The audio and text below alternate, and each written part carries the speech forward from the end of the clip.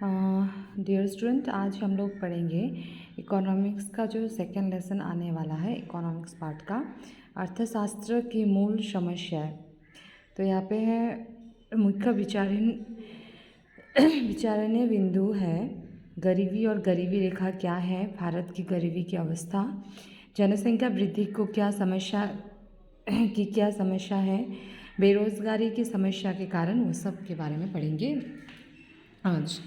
तो मेनली यहाँ पे इस लेसन का मेन क्वेश्चन आता है कि गरीबी का मतलब क्या है, गरीबी का परिभाषा। तो गरीबी एक ऐसी ज्वलंत समस्या है जिसका सामना विश्व के कई देशों का करना पड़ता है। अलग अलग व्यक्तियों ने गरीबी के अलग अलग परिभाषाएं दी हैं। विस्तृत अर्थ में गरीबी एक ऐसी व्यवस्था है जिसमें एक व्यक्ति अपने मौलिक आवश्यकताओं जैसे भोजन, वस्त्र, आवास, स्वास्थ्य, शिक्षा आदि की पूर्ति करने में अक्षम रहता है। तो वही है, यही अंडरलाइन करने से यही आएगा कि अगर प्रश्न आएगा कि गरीबी क्या है, गरीबी की परिभाषा क्या है, तो आप लोगों को ये लिखना है कि एक व्यक्ति अपने मौलिक आवश्यक जैसे भोजन, वस्त्र, आवास, स्वास्थ्य, शिक्षा से पूर्ति करने में अक्षम रहते हैं। संपत्ति और आय के असमान वितरण किसी भी राष्ट्र में आर्थिक विषमता पैदा करता है।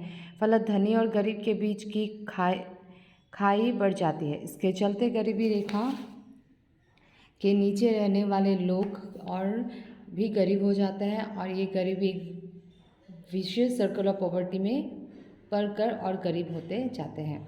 सो यही है गरीबी, जो गरीबी का परिभाषा।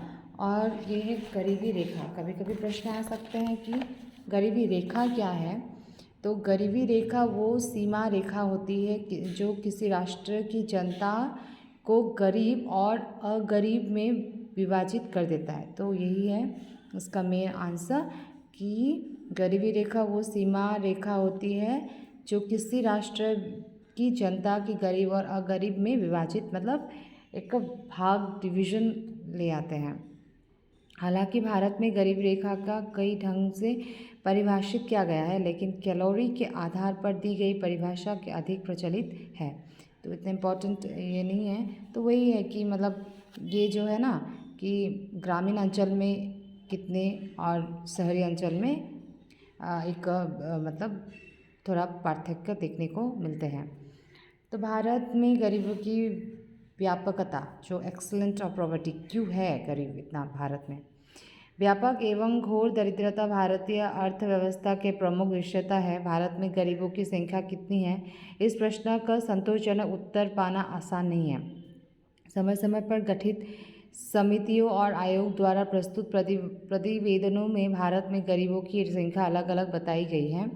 साथ ही साथ इनके प्रतिवेदन में ये स्पष्ट हो गया कि स्वाधीनता प्राप्ति के बाद हमारे देश में गरीबों की संख्या कम हुई है, परंतु जिस दर पर गरीबी कम हो रही है वो आशानुकूल नहीं है। तो कैसे, मतलब गरीबी का जो व्यापकता है या मतलब ना, तो एक्चुअली देश का भी कर्तव्य ही वही है सरकार का कि कैसे गरीबी को हटाया जाए। उल्लेखनीय है कि भारत की दरिद्रता की समस्या के समाधान के लिए 50वें और 60वें में दशक में किसी भी समिति या प्रतिष्ठान जैसे योजना आयोग आदि का गठन नहीं किया गया था। व्यक्तिगत तौर पर ही कुछ ऐसे प्रयास किए गए थे। ओझा, दांडेकर और मिन्हस और वर्धन के नाम इस प्रकार के अध्ययन करने वाले में लिया जा सकता है।